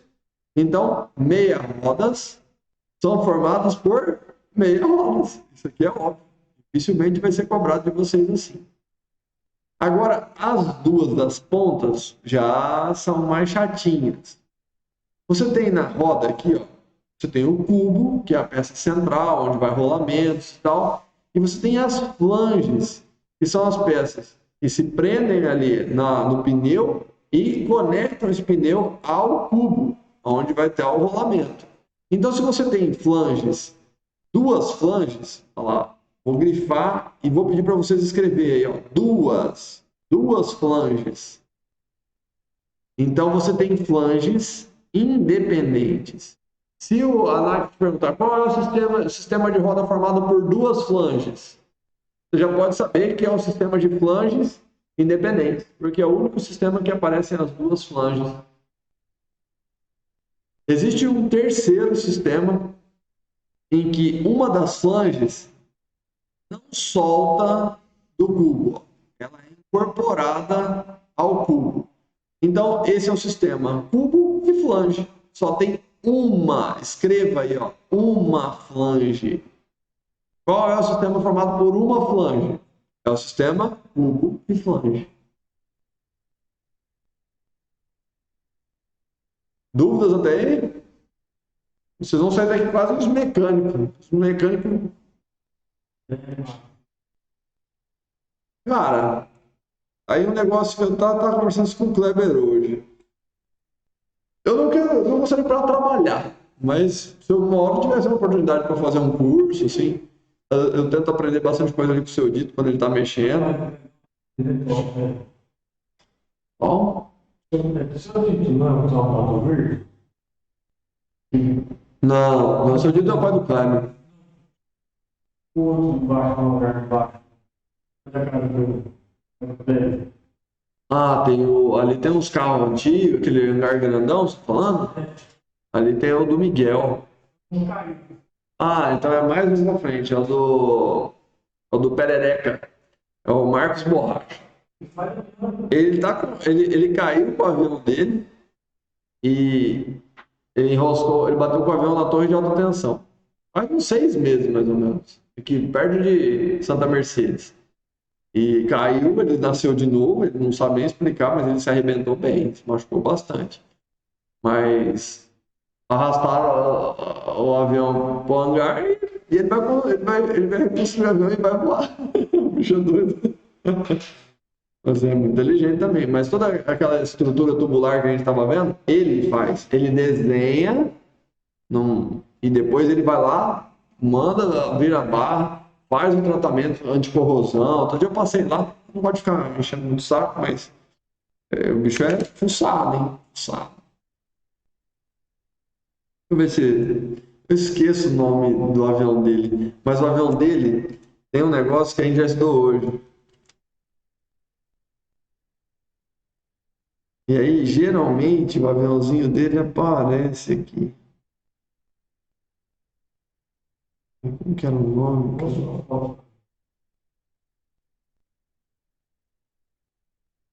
É tipo esse aqui, ó. Parecido com esse.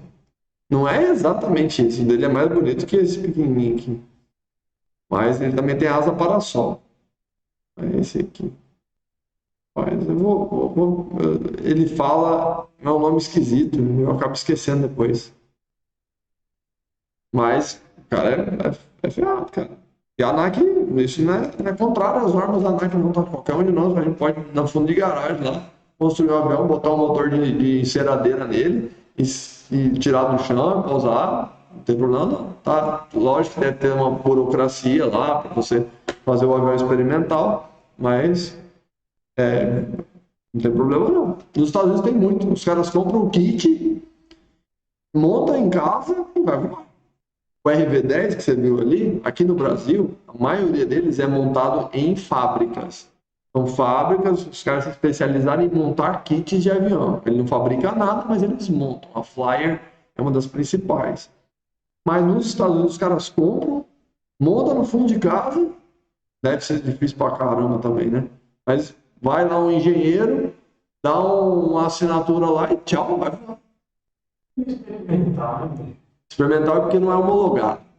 Não foi testado, não foi levado para os engenheiros picas fazer todos os testes. Ele é tão bem construído como um avião homologado, um avião normal. Beleza? O que é melhor, um RV10 ou um Boeing?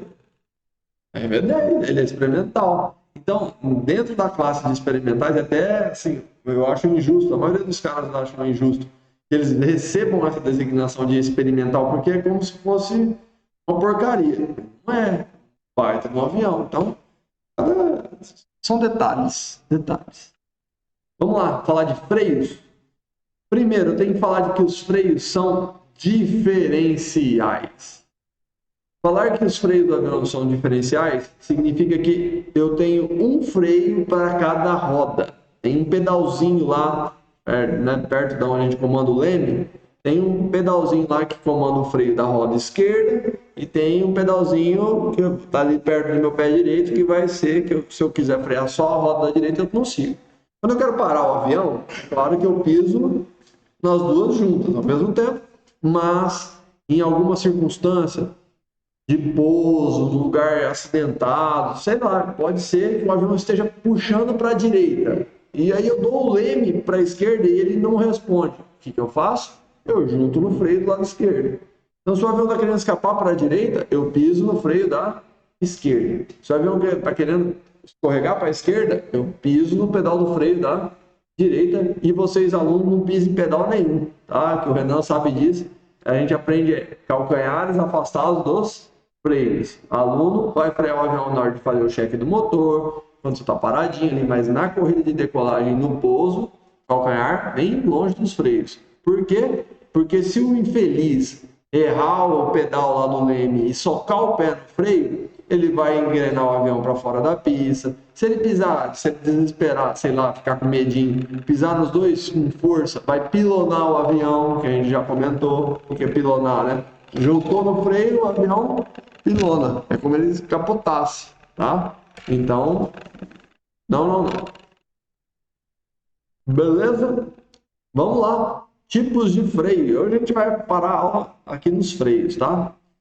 Existe basicamente o freio a tambor e o freio a disco, que é o que tem no carro também. Então, para quem sabe, quem conhece um pouquinho de freio de carro, isso aqui é igualzinho, não muda nem um detalhe, tá? Mas o Boeiro e os paulistinhas daqui já são equipados com freio a disco, tá? Já não é mais tambor, não, mas o tambor continua aparecendo na banca. Vamos lá, freio a tambor. Nesse tipo de freio, o tambor Griffin gira junto com a roda. Então o tambor está girando, que é o freio, está girando junto com a roda. Aí o que acontece? Quando o sujeito lá, o piloto, mete o pé no freio, vão ser acionadas as sapatas. As sapatas, eu vou ter que pegar essa imagem e levar para outra tela para poder fazer uns desenhos, uma pintura aqui mais chique.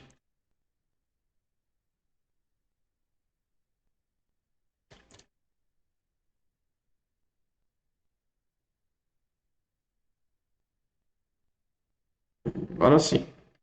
Ficou no tamanho razoável.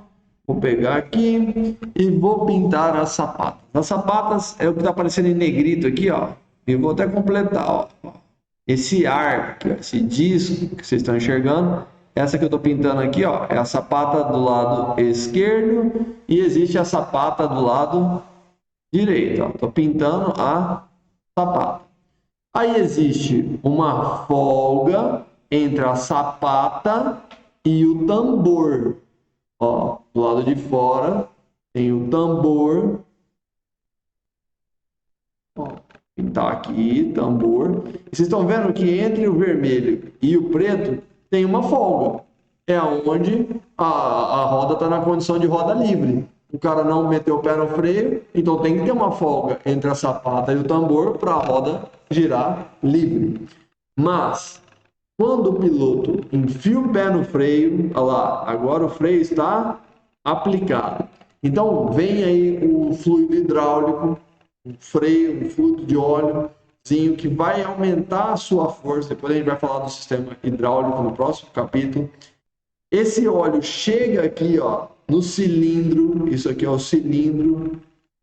Esse cilindro se expande e empurra as sapatas em direção ao tambor.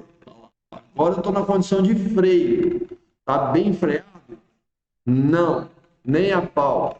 Quem sabe de sistema de freio de tambor sabe que ele é uma porcaria. Por que ele é uma porcaria?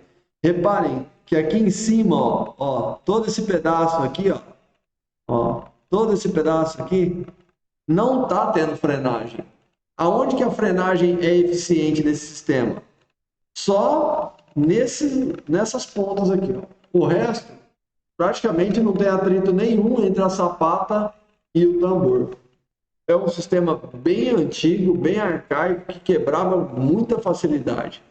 Mas a banca quer saber de vocês como é que é um sistema, o que provoca a frenagem no sistema de freio de tambor. O que provoca a frenagem são as sapatas. Tá? A sapata é o que vai desgastar ali conforme o tempo, né? A sapata desgasta mais rápido que o tambor. O material dela é mais sensível, né, do que o do tambor. Então ela vai desgastando. De tempos em tempos você tem que trocar essas sapatas. Tá, e quando o cara tira o pé do freio, então essas sapatas são trazidas de volta para a posição original através da ação de uma mola. Aqui é a mola desenhada. Então, Quando você pisou no freio, o cilindro entrou em ação, pressionou as sapatas contra o tambor e provocou a frenagem. Nesse momento, a mola não resiste, a mola é mais fraca que a atuação do cilindro. Então a mola se estica e aí o cilindro faz o que ele tem que fazer. Quando o cara tira o pé do freio, acaba a força no cilindro, então a mola tem força para trazer as sapatas para a posição original. Deu para entender? A banca pergunta muito isso aqui, tá? Sobre a mola. Numa condição de freio livre, o que garante o afastamento das sapatas e o tambor? É a mola. Para isso que ela serve. Bom? Thaisa, conseguiu entender bem aí o sistema de freio de tambor? Mais ou menos. Mas estudando um pouquinho, a gente chega lá. Beleza. Eu entendi, assim, eu entendi o geral, mas ainda falta lapidar. Elementos que você tem que memorizar. Para que serve e que estão aí? Mola, garante ou separação. Vamos fazer assim, quer ver? Vou pegar esse negócio. Vou zerar ela aqui, ó.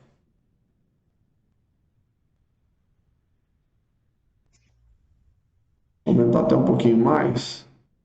Esse assunto é novo para mim. Imaginei. Geralmente os meninos já têm algum conhecimento de mecânica, enfim.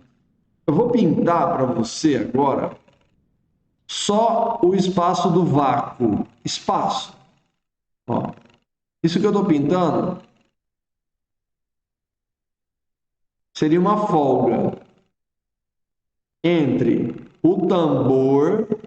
Ó, vou pintar só o tambor agora, que é essa parte aqui ó, de vermelho. E a parte preta, eu vou pintar aqui, ó, a sapata.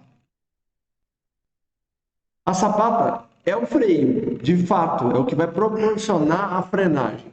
A sapata tem que entrar em contato com esse vermelho aqui, ó.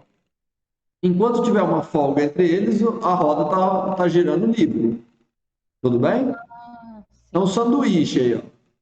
Então, eu tenho a sapata, uma peça, aí eu tenho um espaço, um vão livre, e depois eu tenho outra peça, que é o tambor. E o sistema de tambor vai fazer com que essa sapata entre em atrito com esse tambor. A sapata vai ser pressionada em direção ao tambor. Observa nessa imagem agora, ó. Eu só tenho preto e vermelho. Ó. Ou seja, elas estão em contato. Então, essa parte interna preta é o que freia a parte externa, tá? Tentando falar de uma forma bem simples. Cadê o espaço entre eles? Você não está vendo. Mas, se você observar aqui, ó, já tem uma folga, ó. Ó. Aqui tem uma folguinha, não tem? Aqui tem uma folgona. Folga, folga. Acabou a folga. Aqui está freando bem, ó. Aqui tá freando bem, freando bem. Agora, olha aqui embaixo. Tem uma baita de uma folga aqui também, não tem? Uhum. Então, nessas partes que estão pintadas de azul, a sapata, que é o preto, não encosta no tambor. Se não encosta, não freia. Você entendeu? Uhum. Então, somente aqui, ó, nesses lados, aqui, ó, no canto da esquerda e no canto da direita, é onde a frenagem vai acontecer de maneira mais efetiva. E isso acontece quando o fluido hidráulico está chegando aqui, ele chega no cilindro e faz com que o cilindro se expanda, empurre a sapata em direção ao tambor. O cilindro empurra a sapata, que é esse de dentro, em direção ao que você vê por fora, que é o tambor, e aí é por atrito mesmo, tá? A sapata se atrita com o tambor, freando a roda. E essa parte que fica uma folga é de propósito, né? É despropósito, exatamente. Por isso que esse é um sistema ruim. Esse é um sistema ineficiente, ele não é eficiente.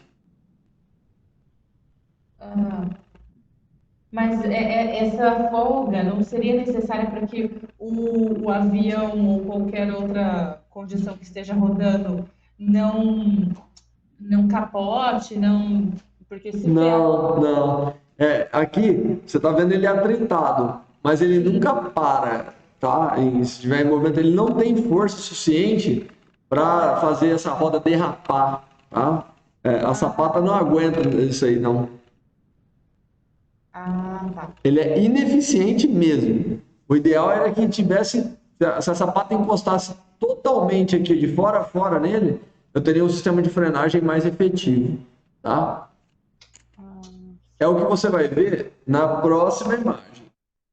Quando a gente fala do freio a disco. O freio a disco é muito mais eficiente. Mas antes dele, grifem aí todos vocês, ó.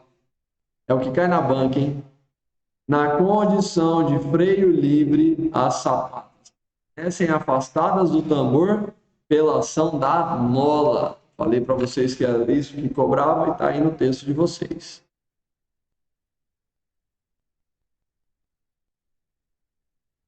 Grifem. O freio a disco é muito mais simples, não tem esse monte de traquitana, de peça, porque ele só tem duas partes principais. Ele tem a pastilha e ele tem o disco. São as duas coisas. Olha lá. O disco, você só está vendo ele aqui, ó, na vertical. Está vendo ele de frente, mas ele é um disco. Ele gira junto com o pneu. E aqui você tem essa casinha aqui, ó, fecha esse disco. E aí, das duas, uma. Se você não está com o pé no freio, ele tem uma folga e aí o freio não está sendo acionado, a roda gira livre. Mas, quando você mete o pé no freio, essa pinça, essa casinha aqui, ó, ela comprime, ela se aperta e prende as pastilhas. Então, o que vai ser gasto aqui é a pastilha, não o disco. A pastilha é molinha, o disco é de aço, tá? Para quê? Porque é muito mais barato você trocar uma pastilha de freio do que você trocar o disco. Quando você compromete o disco, aí ferrou, aí você vai gastar um dia. Beleza? Então, no sistema de freio a disco, quando o cara mete o pé no freio, opa, vem vindo um fluido hidráulico aqui também, tá? Igual no sistema de tambor, mesma coisa. O fluido hidráulico chega e é ele que faz a transformação da força, né? A gente vai falar muito dessa questão de ampliação de força do sistema hidráulico no próximo capítulo amanhã. Beleza? Para a banca, fica tranquilo aqui. E a gente vai parar nesse ponto. Amanhã a gente continua falando aí do sistema hidráulico, do sistema pneumático. Mas, deixa eu ver isso aqui. Rapaz, é só isso, gente. É 3 linhas. Vai, vamos coragem, mais um pouquinho só. Os freios podem ser acionados. Hidráulico, é isso que tem em todos os aviões. Do Paulistinha é assim, do Boeiro é assim, do Boeing é hidráulico. Esse sistema é o mais utilizado. Por quê? Porque ele é pequeno, é simples. Se tiver um vazamento, se tiver algum problema nesse freio, começa a vazar o óleo. Se começa a vazar o óleo, é fácil de perceber que tem alguma coisa errada e você vai lá e chama o mecânico para arrumar. Então ele avisa, não é uma coisa que vai deixar você na mão de uma hora para outra. Tem o pneumático, que vocês escutam nas carretas, né? Aquele tchum, né? Aquele tss, tss. Ó, tô até bom de sonoplastia. Aquilo é lindo, mas é que ele precisa de um compressor e de um cilindro de ar, o ar comprimido, gigante. Como é que você vai carregar essa porcaria no avião? O avião, cara, é uma briga para diminuir ao máximo a massa dele. Então, o sistema pneumático na aviação, nada ainda não. Em caminhões é bacana, mas tem um detalhe também. O motorista, ele não pode gastar todo esse freio a ar de uma vez só, porque se ele não souber dosar, ele fica sem freio, né? Tem mais esse detalhe. E existe o sistema mecânico. O sistema mecânico é parecido com o dos Flintstones. Vai falar que você nunca assistiu Flintstones também, desenho. E como é que o Flintstone, o Fred, freia o carro? O pé, ou seja, é força, né? Sim, existe essa possibilidade, você usar cabos, achas, polias para você acionar o freio, mas aí vai depender do quê? da força do piloto. O sistema hidráulico, ele multiplica a sua força. Então, uma moça mais delicada vai ser capaz de frear um carro a 100 km por hora? Sim, sim. E o Schwarzenegger, a 100 por hora, com todo o músculo dele, consegue parar esse carro a 100 por hora só na força dele? Nem fodendo. Então, aí não é a questão de força, é questão de engenharia, né? O sistema hidráulico ampliou as forças para que todos possam conseguir parar esse carro. Olha lá, você não consegue uma frenagem razoável, o bueiro vem a mais de 100 por hora, pesa aí uns 700 quilos no pouso normal, então é muita massa e muita velocidade para você conseguir parar ele com a força das suas pernas, tá? Não ia rolar. Então o piloto teria que fazer uma força gigante, também não vai funcionar. O que funciona então na aviação é sistema hidráulico. Se a banca te perguntar qual é o sistema mais utilizado para frear o avião, você vai responder sistema hidráulico. Fechou? Dúvidas?